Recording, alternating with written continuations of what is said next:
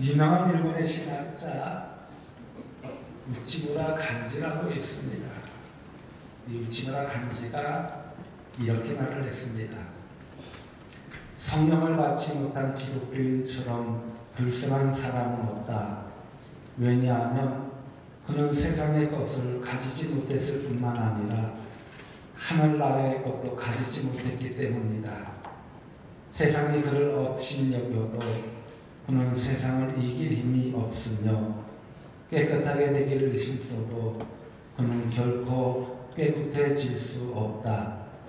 그는 성령을 받아야 한다. 그렇지 않으면 그는 불신자보다도 못한 사람이 될 것이다. 저는 이 글을 읽으면서 바로 이것이다. 성령을 받지 못한 그리스도인은 불쌍한 사람이라는 것입니다. 왜 그럴까요? 세상 것도 제대로 즐기지 못하고 영광스러운 하나님 나라의 비밀도 누리지 못하기 때문에 불쌍한 사람이라는 것입니다. 우리들이 예수님을 닮기 위하여 어떻게 해야 되느냐? 지금 제가 시리즈로 주일날 말씀을 전하고 있습니다. 첫째 날은 예수님을 닮기 위해서는 내 자신이 누구인지를 바로 알아야 된다. 그리고 지난주에는 예수님을 닮기 위해서는 예수님에 대해서 예수님이란 분이 어떤 분이신지를 우리들이 바로 알아야 된다. 또 오늘은 예수님을 닮기 위해서는 우리들이 성령님이란 분이 어떤 분이신지를 바로 알아야 된다. 그래서 이제 앞으로 이제 8주가 될지 10주가 될지 시리즈로 예수님 닮기에 대한 말씀이 이제 전해지게 됩니다. 마찬가지예요. 우리들이 예수님을 닮기 위해서는 항상 이 성령님의 인도하심 속에 살아야 된다. 우리가 성령의 사람이 되지 않고서는 진정 하나님의 자녀가 될 수 없다는 것입니다. 그러므로 우리는요, 성령님이 누구신가를 바로 깨닫는 것이 중요합니다. 그리고 성령의 사랑으로 성령 충만하게 될 때 우리는 세상을 변화시키는 영향력 있는 그리스도인이 될 수 있다는 것입니다. 그럼 먼저 성령님의 기원에 대해서 한번 살펴보면요, 창세기 1장 1절 말씀에 보면 태초에라고 하였습니다. 태초에 하나님이 천지 만물을 창조하셨다는 거예요. 그리고 2절 말씀을 보면 땅이 혼돈하고 공허하며 흑암이 깊음 위에 있고 하나님의 영은 수면 위에 운행하시니라 라고 했습니다. 여기에서 하나님의 영이 등장합니다. 이 하나님의 영은요, 바로 성령님을 말씀해 주시는 거예요. 여기에서 이미 창조의 사역에 성령님이 함께 계심을 보여주고 있습니다. 그리고 요한복음 1장 1절 말씀에서 보면요, 태초에 말씀이 계심이라 라고 선포하고 있습니다. 이 말씀이 곧 하나님이셨고 말씀이 육신을 입고 이 땅에 오신 바로 성자 예수 그리스도임을 증거하여 주고 있습니다. 이것은 성자나 성령님이 어느 날 갑자기 나타나신 분이 아니라 이미 태초부터 성부 하나님과 함께 계셨음을 의미하여 주고 있는 말씀입니다. 그래서 창세기 1장 26절 말씀을 보면요, 우리의 형상을 따라 우리의 모양대로 우리가 사람을 만들고 라고 하였습니다. 여기서 이분으로 하나님은 항상 복수 형태인 엘로힘으로 나타나는 모습을 볼 수 있습니다. 즉 성부 하나님, 성자 하나님, 성령의 하나님은 삼위일체로 함께 사역하고 계셨음을 보여주기 위함입니다. 그래서 제가 항상 예배를 시작할 때마다 하나님 사랑합니다, 예수님 사랑합니다, 성령님 사랑합니다, 성삼위일체 하나님을 믿고 의지합니다 라고 고백하는 이유가 바로 이것 때문이에요. 왜 그런지 이제 아시겠지요. 그래서 구약에 나타난 성령님은 특별한 일을 이루시기 위해 특별한 사람에게만 임하셨습니다. 하나님은 그의 백성들과 언약을 맺으시고 하나님의 말씀을 지킬 것을 요구하셨습니다. 그럼에도 불구하고요, 백성들은 자신들에게 그 명령을 지킬 능력이 없음을 알게 됩니다. 그 율법의 짐은 너무나도 무겁게만 느껴졌습니다. 그러나 하나님은 그 율법의 말씀을 지켜 행할 수 있는 힘을 주시겠다고 하셨습니다. 그 약속이 에스겔서 36장 26절에서 27절 말씀에 나옵니다. 또 새 영을 너희 속에 두고 새 마음을 너희에게 주되 너희 육신에서 굳은 마음을 제거하고 부드러운 마음을 줄 것이며 또 내 영을 너희 속에 두어 너희로 내 율례를 행하게 하리니 너희가 내 규례를 지켜 행할지라 라고 하였습니다. 여기에서 비록 하나님의 백성들이 우상을 숭배하고 폐역한 삶을 살고 있지만 새 영을 부어주시겠다고 말씀하여 주고 있습니다. 새 영이 부어주시면 굳은 마음이 부드럽게 되고 하나님의 말씀을 지켜 행하게 될 것이라고 약속하고 있는 것입니다. 그 약속이 다시 요엘 선지자를 통해서 구체적으로 말씀하여 주는 모습을 볼 수 있습니다. 요엘서 2장 28절에서 29절에 있는 말씀을 보면요, 그 후에 내가 내 영을 만민에게 부어주리니 너희 자녀들이 장래일을 말할 것이며 너희 늙은이는 꿈을 꾸며 너희 젊은이는 이상을 볼 것이며 그때에 내가 또 내 영을 남종과 여종에게 부어줄 것이며 라고 하였습니다. 이처럼 요엘 선지자는요, 하나님의 약속이 더 이상 특별한 일이나 특별한 때에 특별한 사람에게만 주어진 것이 아니라 만민에게 주어질 것을, 부어질 것을 선포하여 주는 모습을 볼 수가 있습니다. 성별이나 나이나 인종이나 어느 민족 상관없이 그 영을 부어주실 것이라고 선포하는 모습을 볼 수 있습니다. 이 하나님의 약속이 약 300년이 지나는 동안 미완성으로 계속되었습니다. 그래서 하나님의 백성들은 이 약속이 언제 이루어질지 모르기에 이 약속이 성취되기를 간절히 기도했던 모습을 볼 수 있습니다. 그런데 그 약속은 메시아이신 예수님의 탄생과 더불어 이루어지기 시작하였습니다. 예수님의 탄생과 관련된 모든 사람들은 하나님의 영으로 가득 찼던 모습을 우리 신약에 있는 말씀에서 볼 수가 있습니다. 한번 볼까요? 예수님의 오심을 준비한 세례요한을 보세요. 세례요한은요, 태어나기 전부터 성령 충만한 사람이었다고 누가복음 1장 15절에 말씀하여 주는 모습을 볼 수 있습니다. 이 세례요한의 어머니 엘리사벳을 보세요. 마리아의 뱃속에 있는 예수님을 보고 성령으로 충만해졌습니다.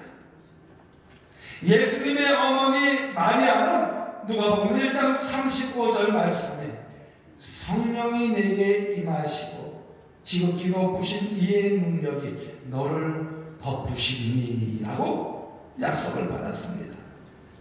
이처럼 예수님은요, 성령으로 잉태되었고 세례요한에게 세례를 받았을 때 하나님의 성령이 충만하게 임했습니다. 예수님은요, 성령에 이끌려 광야로 가셨고 성령의 능력을 입고 다시 갈릴리로 오셨습니다. 나사렛 해당에서 예수님이 이사야 61장 1절 말씀, 주 여호와의 영이 내게 내리셨으니 이는 여호와께서 내게 기름을 부으사 가난한 자에게 아름다운 소식을 전하게 하라 하시니라. 나를 보내사 마음이 상한 자를 고치며 포로된 자에게 자유를, 갇힌 자에게 노임을 선포하며 라고 읽었습니다. 이 말씀을 읽으신 예수님께서는 누가복음 4장 21절 말씀에서 이 글이 오늘 너희 귀에 응하였느니라 하시니라고 선포하는 모습을 볼 수 있습니다. 예수님 자신을 통해서 구약에서 약속하신 메시아의 성취가 이루어졌고 그 성령이 이 땅에 임하셨음을 공식적으로 선포하여 준 말씀입니다. 그리고 예수님은요, 수막절 절기의 끝날에 요한복음 7장 37절에서 39절 말씀에 이렇게 선언합니다. 명절 끝날 그 큰 날에 예수께서 서서 외쳐 이르시되 누구든지 목마르거든 내게로 와서 마시라. 나를 믿는 자는 성경의 이름과 같이 그 배에서 생수의 강이 흘러나오리라 하시니 이는 그를 믿는 자들이 받을 생명을 가리켜 말씀하신 것이라. 예수께서 아직 영광을 받지 않으셨으므로 성령이 아직 그들에게 계시지 아니하시더라 라고 했습니다. 이 말씀은요, 우리의 탐욕의 상징인 이 배에서 생수의 강이 흘러 넘치게 될 것이라고 선언하여 주는 말씀입니다. 그런데 아직 십자가를 통해서 온전한 구속의 역사를 이루지 못하셨기에 성령이 아직 사람들에게는 계시지 않았다고 말씀하여 주고 있는 것입니다. 그리고 오늘 말씀을 통해서 예수님은 십자가를 지시기 전에 본문 16절에 이렇게 말씀하십니다. 내가 아버지께 구하겠으니 그가 또 다른 보혜사를 너에게 주사 영원토록 너희와 함께 있게 하리니. 여기서 예수님은요, 성령님을 가리켜서 뭐라고 부르시냐면 보혜사라고 부르십니다. 이 보혜사라는 것은요, 은혜를 지켜주시는 분이라는 뜻을 가지고 있습니다. 그리고 헬라어로는 파라클리토스라고 이야기를 하는데 이 파라클리토스의 의미는 위로자, 돕는 자, 중보자, 또 상담가라는 그런 뜻을, 의미를 가지고 있습니다. 그래서 예수님은 계속해서 본문 17절에 성령님에 대해서 이렇게 말씀하십니다.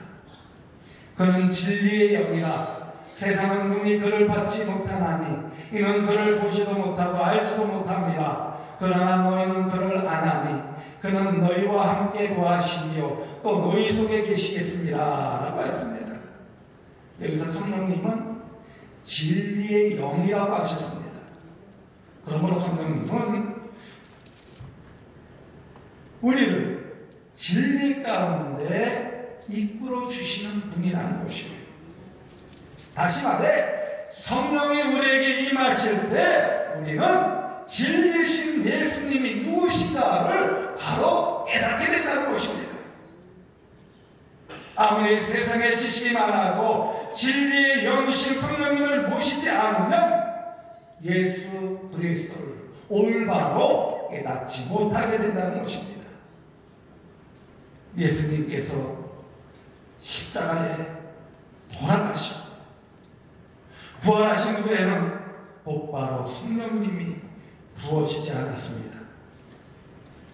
예수님은 승천하시기 전에 제자들에게 누가복음 24장 49절에 이렇게 말씀하십니다. 볼지어다 내가 내 아버지께서 약속하신 것을 너에게 보내리니 너희는 위로부터 능력으로 입혀질 때까지 이 성에 머물라 하시니라고 하였습니다. 그리고 다시 승천하시기 직전에 사도행전 1장 8절 말씀해 보면요, 오직 성령이 너에게 임하시면 너희가 권능을 받고 예루살렘과 온 유다와 사마리아와 땅끝까지 이르러 내 주민이 되리라 하시니라 라고 하였습니다. 그 주님의 약속의 말씀을 붙잡고 10일 동안 그들이 오순절마다 다락방에 모여 합심하여 간절히 기도할 때 강하고 급한 바람과 불같은 성령이 바로 그 가운데 임하였던 것입니다. 성령이 충만하게 임하자 그것에 모인 사람들이 어떻게 했습니까? 방언으로 말하기 시작하였다고 했습니다. 이것을 보고 베드로는 사도행전 2장 33절 말씀에 이렇게 고백을 합니다. 하나님이 오른손으로 예수를 높이시네 그가 약속하신 성령을 아버지께 받아서 너희가 보고 듣는 이것을 부어 주셨느니라. 즉 하나님께서 약속하신 성령님이 비로소 우리 가운데 임하셨다라는 것을 선포하여 주고 있는 말씀입니다. 이처럼 성령님은요, 구약의 예언과 약속의 성취로서 우리 가운데 임하신 하늘의 영이심을 성경에서는 논리적으로 설명하여 주고 있습니다. 이 경이로운 사실을 처음 접한 사람들이 이제 우리들이 어떻게 하면 좋겠습니까? 라고 질문하는 모습을 사도행전 23장 39절에서 엿볼 수가 있습니다. 한번 보세요. 베드로가 이르되 너희가 회개하여 각각 예수 그리스도의 이름으로 세례를 받고 제사함을 받으라. 그리하면 성령의 선물을 받으리니 이 약속은 너희와 너희 자녀와 모든 먼 데 사람 곧 주 우리 하나님이 얼마든지 부르시는 자들에게 하신 것이라. 여기서 보면요, 성령을 선물로 받기 위해서는 어떻게 해야 한다고 그랬어요? 자기의 죄를 자백하며 회개해야 된다고 그랬어요. 우리들이 성령으로 거듭나기 위해서는 어떻게 해야 되느냐? 자기의 죄를 고백하고 회개해야 된다고 그랬어요. 회개할 때 거듭남을 통해서 성령이 그 안에 임하게 된다는 것입니다. 여러분, 성령님은요, 성결의 영이에요. 그러므로 자신 안에 있는 죄를 철저하게 드러내야 된다는 것입니다. 자신의 무능력함과 부족함을 뼈저리게 깨달을수록 성령님의 은혜는 강하게 역사하는 모습을 볼 수 있습니다. 여러분, 오순절 마가다락방에서 이 120명의 성도들이 마음을 같이하여 간절히 기도했습니다. 하나님이 약속하신 성령을 기다렸어요. 하나님은 약속을 붙잡고 간절히 사모하는 자들에게 은혜를 베풀어 주신다는 것입니다. 믿습니까? 믿습니까? 엘리야를 한번 보세요. 엘리야가 목숨을 걸고 기도할 때 하늘에서 성령의 불이 내려졌습니다. 이처럼 간절한 마음으로 성령을 사모하며 기도할 때 우리 가운데 성령의 역사가 임하여 진다는 것입니다. 그렇다면 성령님의 역할은 무엇일까요? 성령님의 역할에 대해서 한번 구체적으로 한번 들어가 보려고 합니다. 성령님의 역할은요, 죄 많은 우리를 하나님의 자녀가 되게 하여 주십니다. 있습니까? 죄 많은 우리들을 하나님의 자녀가 되게 하여 주시는 것이 성령님의 역할이라는 거예요. 예수님을 영접하는 자는 하나님의 자녀가 되는 권세를 얻은 줄 여러분 믿으시기 바랍니다. 그런데 이것은 우리 혈통으로나 육종으로나 사람의 뜻으로 되지 않습니다. 오직 하나님으로부터 난 자만이 된다고 하였습니다. 그러면 여기서 하나님으로부터 난 자라는 의미가 무엇일까요? 바로 그것은요, 성령님의 역사가 임한 자를 이야기하여 주고 있습니다. 그래서 사도 바울은 고린도전서 12장 3절 말씀에 이렇게 고백을 합니다. 그러므로 내가 너에게 알리노니 하나님의 영으로 말하는 자는 누구든지 예수를 저주할 자라 하지 아니하고 또 성령으로 아니하고는 누구든지 예수를 주시라 할 수 없느니라. 이처럼 하나님의 영이 임한 자는 누구라도 예수님을 저주할 수 없다라는 거예요. 반대로 성령님이 역사하지 않으면 누구라도 예수를 주라고 고백할 수 없다는 것입니다. 그러기에 여러분, 예수님이 여러분의 주가 되심을 믿으시기 바랍니다. 그렇다면 여러분은 이미 성령님의 마음속에 내주하고 있다는 증거예요. 성령님이 나와 함께 동행하고 계시다는 뜻입니다. 성령님이 내 안에 계시기 때문에 예수님이 내 모든 죄를 십자가에서 용서하시고 부활의 주님이 되셔서 영원한 천국으로 인도해 주실 것을 믿게 만든 것입니다. 그렇다면 여러분, 누가 하나님의 자녀일까요?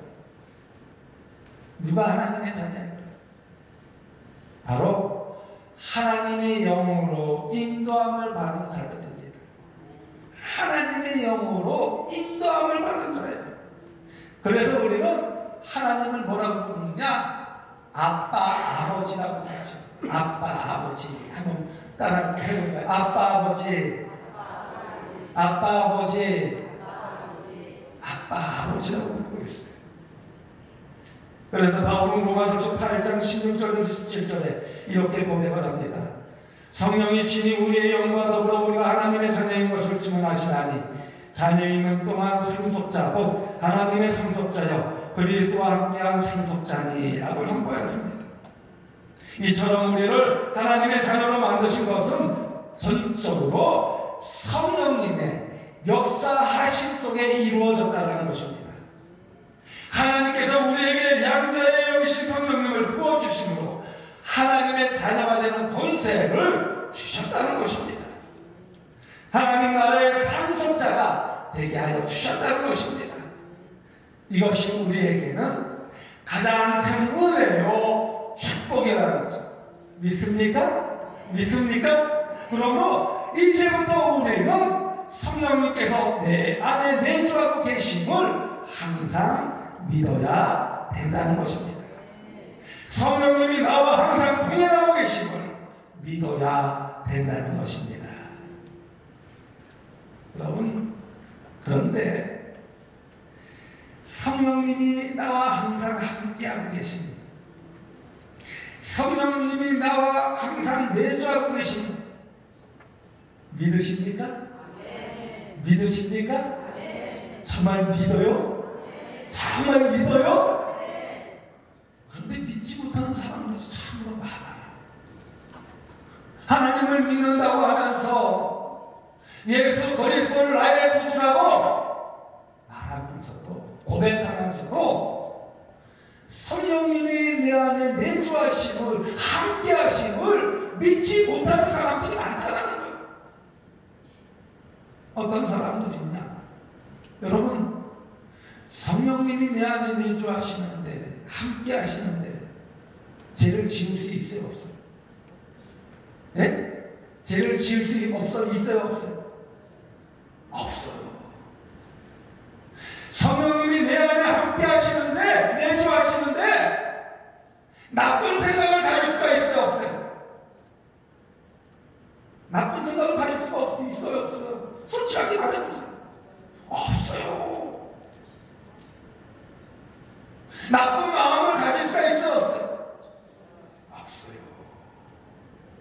성령님이 함께 하시는, 성령님이 우리의 모습 다 보고 계시는데, 우리의 마음과 우리의 생각 가지고 다 깨달아 보시는데, 어떻게 나쁜 생각, 나쁜 마음, 나쁜 행동을 할 수 있을까요? 그래요, 그래요. 그렇다면 여러분이 살아가면서 그런 적 없습니까? 네? 성령님이 함께 하시기에 내가 나쁜 마음을 가지면 안 되지. 나쁜 생각을 가지면 안 되지. 나쁜 행동을 하면 안 되지. 한번 뒤돌아본 적 있습니까? 뉘우치시기 바랍니다. 회개하시기 바랍니다. 그리고 성령님이 나와 함께 하심을, 성령님이 내주하심을 깨닫는 여러분들 되어주시길 간절히 바랍니다. 그럴 때 성령님께서는 어떠한 상황 속에서도 고아와 같이 우리를 내버려 두지 않는다는 것입니다. 어떠한 상황 속에서도 내주하시는 성령님은 보혜사가 되셔서 우리를 지켜주시고 보호하여 주시고 인도하여 주신다는 것입니다. 성령님이 함께 하실 때, 내주하실 때 우리를 위로하여 주시며 도와주시고 보호하여 주신다는 것입니다. 그러기에 성령님과 함께하는, 성령님의 내주하심을 경험할 수 있는 우리 성도들 되어주시길 간절히 소망합니다. 다음으로 보면요, 성령님은 우리를 하나님과 더 좋은 관계를 맺게 하여 주신 모습을 보세요. 성령님의 역할이 무엇이냐?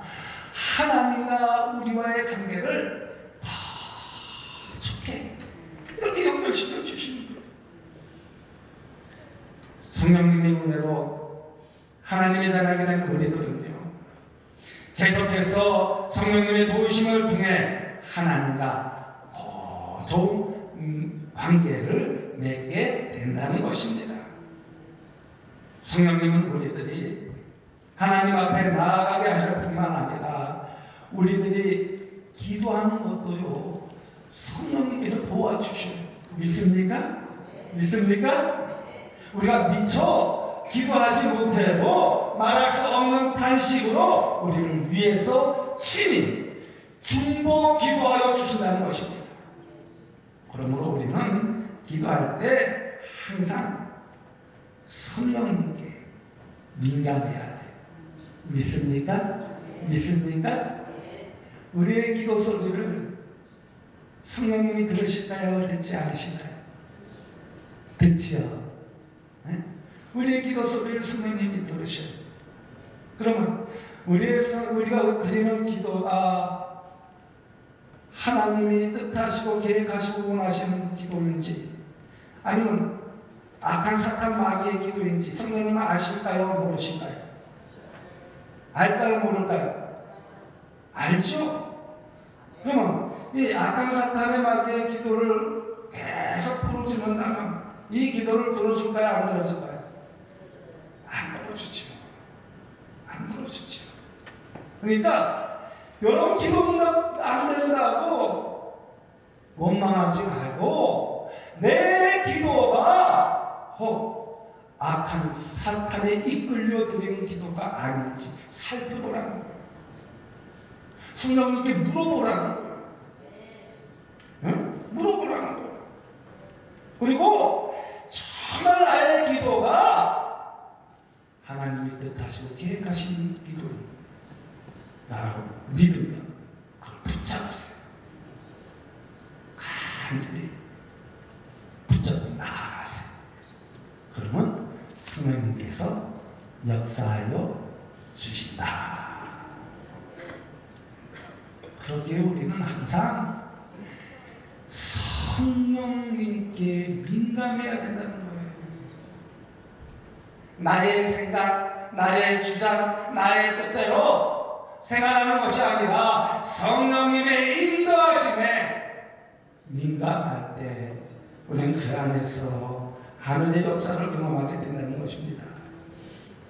다시 말해, 내가 기도하는 것이 아니라 내 속에 계신 성령님께서 내 마음과 생각을 사로잡아 주님의 마음에 합한 기도를 올려드리도록 해야 된다는 것입니다. 성령님과 함께 기도할 때요, 바로 그 기도가 능력 있는 기도가 되고 기쁨의 기도가 된다는 것입니다. 응답받는 기도가 된다는 것입니다. 그러므로 성령님은요, 우리로 하여금 진리의 말씀을 깨닫게 하여 주시는 모습을 볼 수 있습니다. 그러기에 성령이 임할 때 우리 마음의 눈이 밝아지고 영안이 열려지게 된다는 거예요. 진리의 말씀을 이해하게 된다는 것입니다. 우리가 똑같은 말씀을 들어도요, 듣는 사람마다 다 달라요. 어떤 사람은 회개의 말씀으로 듣고, 또 어떤 사람은 은혜와 감사의 마음으로 그 말씀을 듣는 모습을 볼 수 있습니다. 그러므로 우리는 날마다 성령님이 우리에게 임하시기를 날마다 말씀을 묵상하며 기도해야 된다는 것입니다. 그리고 그 말씀 안에 거할 때 무엇을 구하든지 이루시는 하나님의 축복을 받게 된다는 것입니다. 그러기에 성령님은 바로 하나님과 나를 연결시켜 주시는 겁니다. 좋은 관계를 맺게 하여 주시는 분이시다. 그러기에 성령님을 의지하고 성령님께 항상 질문하세요. 이것이 하나님의 뜻인지, 나의 행동이 하나님의 뜻인지, 나의 마음이 하나님의 마음인지, 나의 생각이 하나님의 생각인지 질문하세요. 그러면요, 답은 나와 있어요. 답은 나와 있어요. 마지막으로 성령님은 우리를 하나 되게 하십니다. 또 사명을 이루게 하시는 모습을 볼 수 있습니다. 근데 마귀는요, 분열의 왕이에요. 분열의 영이에요. 하나님과 성도 사이를 어떻게 하느냐, 갈라놓는 모습을 볼 수 있어요. 성도와 성도 사이를 이간질하는 모습을 볼 수 있어요. 그러므로 마귀는 처음부터 속이는 자요, 거짓의 영으로 관계를 깨뜨립니다. 그러나 성령님은요, 하나님과 우리를 어떻게 하느냐, 하나 되게 만드는 모습을 볼 수 있어요. 성도와 성도 간을 하나로 묶어주고 하는 모습을 볼 수 있습니다. 그래서 바울은 에베소서 4장 3절 말씀에 평안에 매는 줄로 성령이 하나가 되게 하신 것을 힘써 지키라 라고 하였습니다. 그러기에 여러분, 갈라지게 하는 것은 성령의 역사이다, 마귀의 역사이다, 마귀의 역사이다. 가정도 마찬가지예요. 가정이 갈라지게 하는 것은 마귀의 역사가 들어서는 거예요. 하나가 되게 하는 것은 성령의 역사가 이끌어 주시는 것이고, 갈라지게 하는 것은 마귀의 역사가 이끌어 주는 거라는 거예요. 우리 모두 성령의 사람이 되어주길 간절히 소망합니다. 어느 곳에서든지 평안을 이루어 주시는 하나님의 자녀로서 성령에 이끌리는 삶을 사랑하는 자녀가 되어지길 간절히 소망합니다. 바로 이런 사람이 성령의 사람이요 하나님을 기쁘시게 하는 자녀라는 것입니다. 여러분, 성령님은요 우리로 하여금 부르심의 소명을 감당하게 하신 것을 엿볼 수 있습니다. 이 사명을 감당하게 하시고 성령님은 우리에게 다양한 은사를 부어주셨다는 것이에요. 이 은사를 가지고 하나님의 교회를 바르게 섬기고 봉사하기를 원하신다는 것입니다. 무엇보다도 성령님은 우리로 하여금 능력을 주셨습니다. 성령의 능력을 공급받아야 우리는 땅끝까지 이르러 복음의 증인이 될 수 있기 때문입니다. 여러분, 어제 그저께 금요일날 새벽 제3의 다니엘 특별 새벽기도회 마지막 말씀을 여러분 되돌아보세요.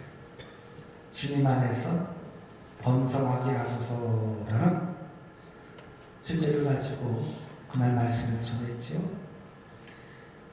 마태복음 25장 달란트 비유를 가지고 말씀을 전했습니다. 하나님께서는 천지 만물을 지으시고 너무나 좋아하셨어요. 생육하고 번성하여 땅에 충만하라고 축복하여 주셨어요. 우리 인간에게 이것을 잘 다스리라고 선물로 주셨습니다. 이 모든 과정을 쭉 보면요, 마태복음 25장에 보면 14절부터 달란트 비유가 나옵니다.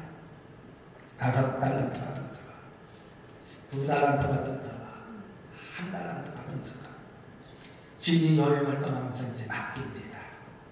그런데 5달란트 받은 자는 열심히 일을 해서 몇 달란트를 남기느냐? 5달란트를 남겨요. 2달란트 받은 자도 열심히 일을 해서 2달란트를 남겨요.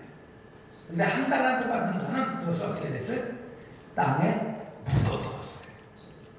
그리고 주인이 다시 이제 여행에서 돌아왔어요. 그리고 이제 계산을 합니다. 자, 5달란트 받은 자는 어떻게 되었느냐? 제가 열심히 일을 해서 5달란트를 남겼습니다. 그리고 주인에게 바쳤어요. 그랬더니 어떻게 했어요? 칭찬해 주었어요. 2달란트 받은 자에게, 자, 너는 어떻게 했느냐? 그러니까 저도 열심히 일을 해서 2달란트를 남겼습니다. 그러니까 하나님께서 또 칭찬해 주셨어요. 1달란트 받은 자에게, 너는 1달란트를 어떻게 했느냐? 그러니까 땅에 묻어두었습니다. 그러니까 뭐라 그래요? 악하고 개분종아라고 실망하시면서 가진 것까지도 빼앗는 모습을 볼 수 있습니다. 저는 이 말씀을 쭉 묵상하면서 깨닫게 된 것이 무엇이냐? 마태복음 25장에 있는 말씀을 보면요, 그 달란트 비유 앞서 열전의 비유에 대해서 말씀을 하십니다. 예수님이. 그러면서 천국에 대해서 말씀해 주셔요. 천국은 어떤 곳이냐? 계산하는 곳이다. 라는 생각이 듭니다. 그럴 것 같지 않아요? 천국은 어떤 곳이에요? 계산하는 곳이다. 그래서 상 주시는 것이다. 우리에게 맡겨진 달란트를 계산해서 착하고 충성된 종아, 내가 열심히 일을 했으니 내가 더 많은 것으로 너에게 주마하고, 착하고 게으름져라, 내가 아무것도 일하지 않았으므로 있는 것 가지고 빼앗는, 이거 계산하는 것이다. 계산하는 것이다. 계산하는 것이다. 이야, 그러면서 곰곰이 생각을 할 때, 내가 하나님께서 맡겨주신 일에 대해서 얼마만큼 노력하며 최선을 다했느냐 생각하게 되더라고요. 내가 하나님 나라에 갔을 때 내가 계산할 것이 얼마나 있을까 생각하게 되더라. 우리 모든 성도들은 정말 하나님 나라 갔을 때 자신만만하게 하나님께 대할 수 있기를 간절히 소망합니다. 이 모든 것이 성령의 능력을 공급받을 때만이 이룰 수가 있다는 것입니다. 그럴 때 내 속에서 성령으로 역사하시는 성령님의 충만함을 더 느끼게 된다는 것입니다. 그것이 바로 예수님을 닮는 삶이며 예수님의 제자가 되는 비결이라는 것입니다. 그러기에 여러분, 우리는 마귀의 사람이 아니라 성령의 사람으로 살아야 될 줄로 믿습니다. 내 안에 내주하시는 성령님의 인도와 다스림 가운데 살아가야 된다는 것입니다. 그것이 바로 성령 충만함이라는 것입니다. 성령을 받았다는 증거입니다. 성령님이 내 마음과 입술과 손과 발을 다스린다는 사실입니다. 그럴 때 어떻게 됐냐? 성령의 열매를 맺게 된다고 그랬어요. 성령의 열매가 내 삶 속에 나타나야 성령 충만한 사람이라고 했습니다. 그 성령 충만함을 통해서 우리는 하나님 나라를 이 땅에서 이룰 수 있다고 하였습니다. 그러기에 여러분, 거룩하신 성령님이 나를 통해서 마음껏 일하시고 나를 온전히 드릴 수 있기를 간절히 소망합니다. 성령의 사람이 되면요, 육체의 욕심을 따라 살지 않습니다. 정욕과 욕심을 십자가에 다 못 받게 됩니다. 자신의 욕심이 아닌 주님의 뜻을 따라 살게 된다는 것입니다. 그러기에 날마다 성령님을 사모하십시오. 오직 성령의 능력을 기대하고 기도하십시오. 성령님이 충만하게 임하실 때 나는 죽고 내 안에 예수 그리스도가 존귀케 된다는 사실을 믿으십시오. 그럴 때 우리 안에 새로운 부흥의 역사가 일어나게 될 줄로 믿습니다. 환상을 보게 되고 꿈을 꾸게 될 줄로 믿습니다. 주의 영광에 가득한 생활이 우리 가운데 임하게 될 줄로 믿습니다. 그러기에 2020년을 시작하면서 우리 모두 성령 충만하고 예수님을 닮아 변화되어지고 하나님께 영광 돌리며 주의 은혜 안에서 복된 삶을 사는 우리 모든 성도들 되어주시길 주님의 이름으로 간곡히 축원드립니다.